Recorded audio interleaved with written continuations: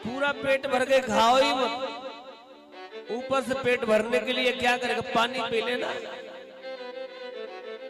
पानी से पेट भरो। बोलो प्रेम से राधे राधे। अरे बोलो ना प्रेम से राधे राधे। जब भोजन को पेट भरने तक खाते हैं, पानी को प्यास बुझने तक पीते हैं, तो भागवत को कब तक सुने? ये विचारणीय है। क्या हम व्यवहार तक ही सीमित है? क्या हमारा व्यवहार ही सीमित रह गया है कि साहब वो हमारे यहाँ कथा में आए 10 मिनट हम बैठ जाए, वो हमारे यहाँ कथा में आकर 10 रुपए चढ़ा गए तो हम भी चले जाए, हम भी 10 रुपए चढ़ा। ये व्यवहार ही सीमित रह गया है। जबकि भागवत कहीं भी हो रही हो और हमें पता पड़ जाए भागवत हो रही है, तो हमें उस कथा को तब तक सुनना चाहिए, तब तक, कब तक, जब तक हमारे हृदय में भाव पैदा न हो। क्या लिखा है? लिखा है भागवत जी में, पिबत भागवतम रसमालयम मुहुरहो रसिका भुवे भावुका हो, मुहुरहो रसिका भुवे भावुका। जब तक हम भावुक न बने तब तक कथा श्रवण करें, कथा श्रवण का आनंद लें। और धीरे धीरे, एक बार में तो मैं गारंटी नहीं लेता, मैं एक बार की तो मैं भी कह रहा हूं कि एक बार में वो स्वाद मिलेगा ही नहीं कंप्लीटली, एक बार में वो पता ही नहीं पड़ेगी। लेकिन जब आप एक बार से ज्यादा बार सुनोगे ना, और मेरा मानना है कि जितनी ज्यादा बार सुनोगे उतनी बार ज्यादा बार रस ही मिलेगा, बहुत अच्छा आनंद आएगा, बहुत अच्छा लगेगा। मैं निवेदन कर रहा हूँ, धर्म प्रेमी हूँ, माताओं बहनाओं एक बार प्रेम से बोल दो ना राधे राधे।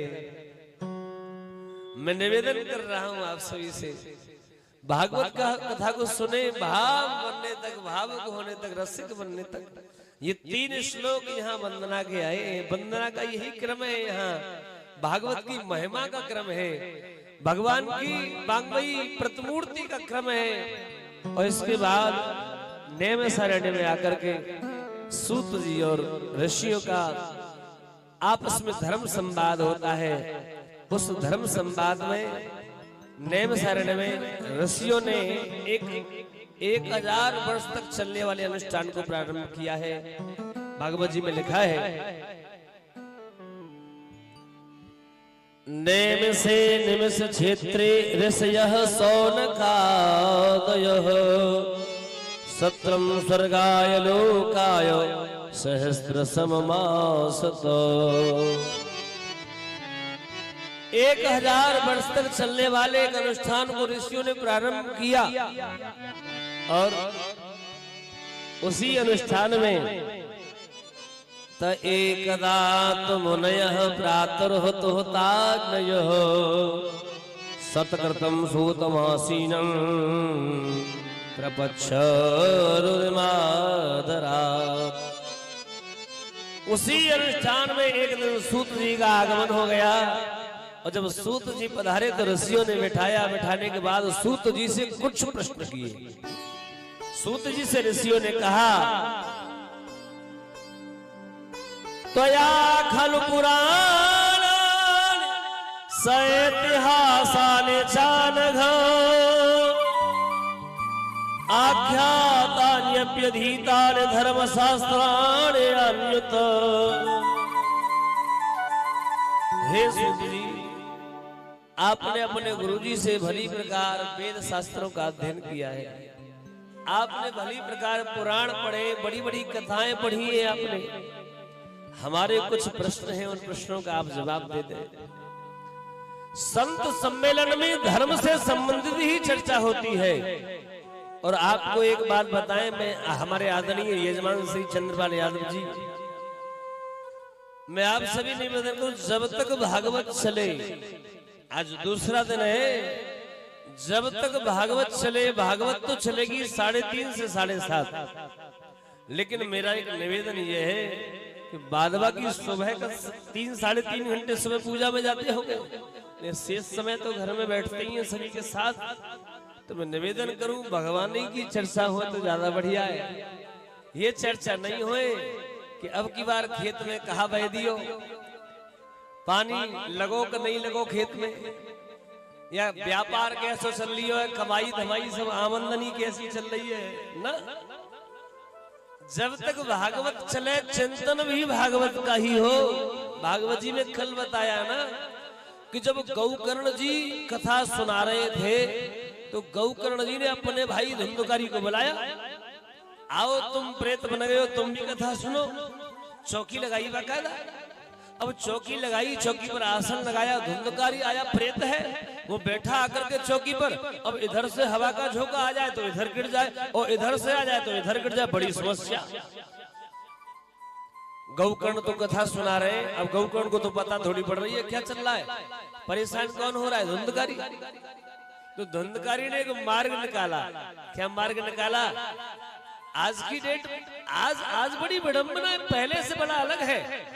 आज लोग आसन तलाश है, सोफा सेट तलाश है, पर पहले सुनने की कंडीशन तलाश है, कैसे भी सुनने को मिल जाए, आसन कोई भी हो, कोई फर्क नहीं पड़ जाता, सुनने को मिल जाए। क्या भाव कि उस धुंधकारी ने जगह देखी, मैं कहा जाऊं, कौन सी जगह ऐसी है कि मैं तसल्ली से कथा सुन लूं। और जगह कहाँ मिली? एक बांस में जगह मिली। बताओ, अब बताओ, काऊ श्रोता तेजू कही जाए भैया कथा सुन भी आए हो, हाँ, एक काम करो बांस में बैठ जाओ ऊपर है। तो श्रोता कहा गया महाराज बांस में बैठूंगा तो वो संतुष्टि है जाएगी, मैं बैठ पाऊंगा, सुन पाऊंगा कथा। अरे मैं तो आसन लगा के बैठूंगा जाते कथा सुन पाऊंगा। वैसे ही कथा सुनने के लिए धुंधकारी को कहाँ सटीक बढ़िया जगह मिली? बांस के अंदर।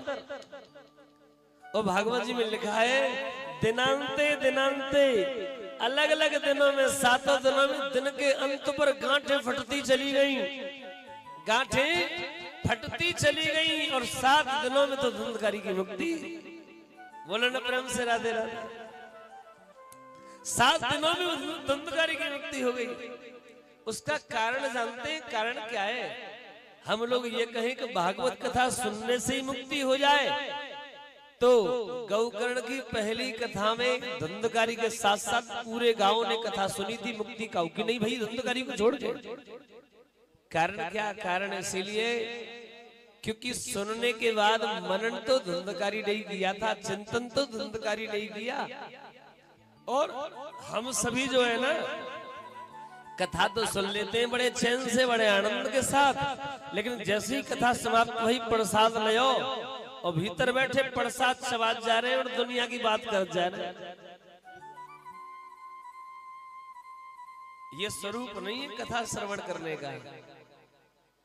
कुछ स्टेप होते हैं, स्टेप बाय स्टेप पार होंगे। जब जैसे हलवा बनता है तो हलवे के स्टेप होते हैं कि नहीं होते? अब हलवे के मुझे तो याद है हलवा बनाने के स्टेप, शायद आपको याद ना हो, मुझे नहीं पता। हलवा के स्टेप है, पहले कढ़ाई में घी डाल करके सूजी को भूना जाता है, और सूजी जब भुन जाती है तो फिर उसमें पानी चीनी मिलाया जाता है, फिर उसे खदकाया जाता है, बढ़िया, और बन गया हलवा। यही स्टेप है।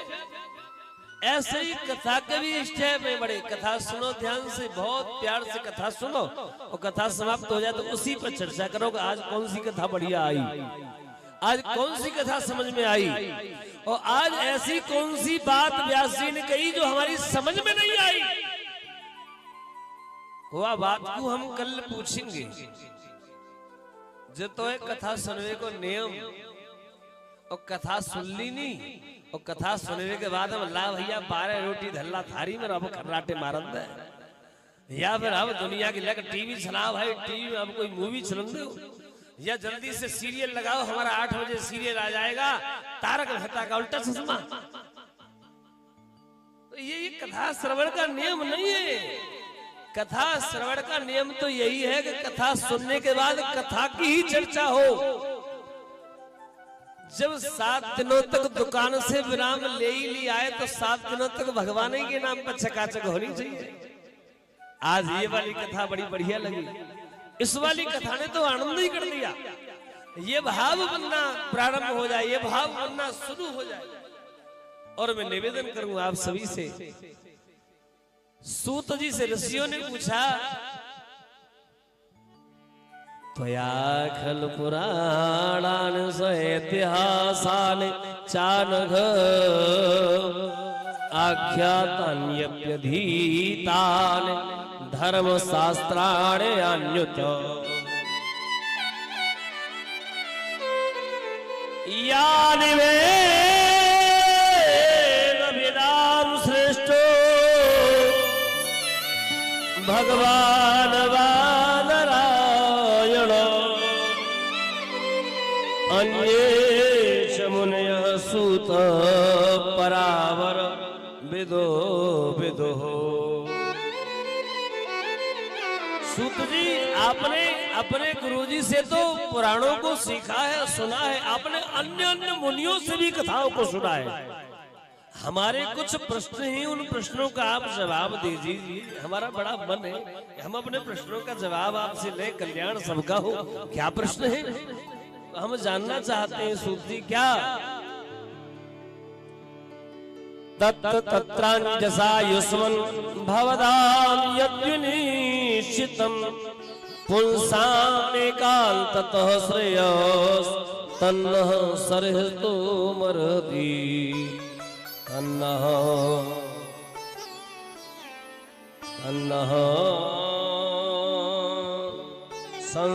संसितमर्हसि। सुधी, मानव मात्र का कल्याण कैसे हो? कलयुग आएगा, कलयुग में सब तरह के लोग होंगे, बड़े पापी भी होंगे, पापात्मा विशेष होंगे, आयु की कमी होगी। सब लोग धर्म परायण कम होंगे, स्वार्थ परायण ज्यादा होंगे। कैसे होंगे इस दुनिया में? ए जी सुर नर मुनि सबके रीति, सुर नर मुनि सबके रीति।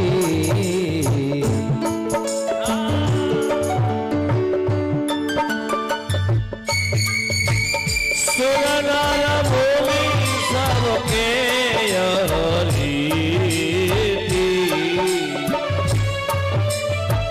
स्वार्थ लाभ कराए सब प्रीति, स्वार्थ लाभ।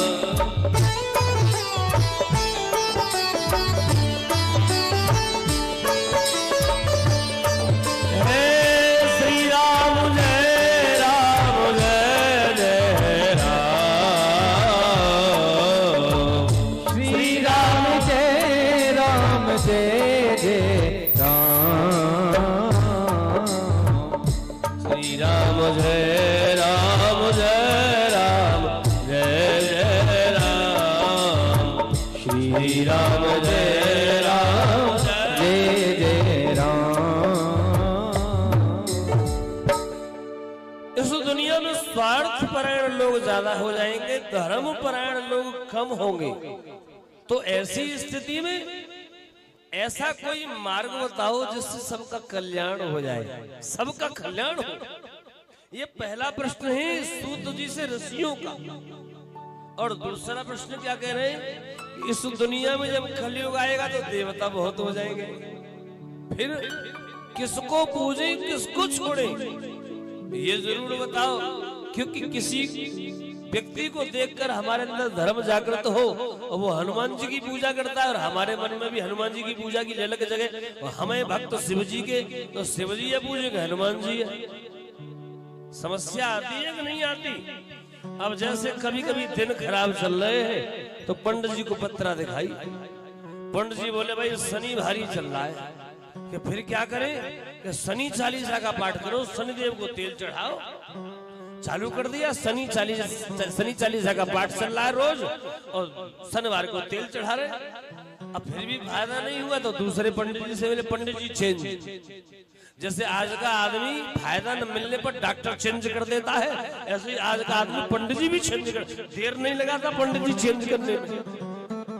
पंडित जी चेंज, दूसरे पंडित जी के पास जन्मपत्री महाराज देखो, दूसरे पंडित जी मंगल भारी है,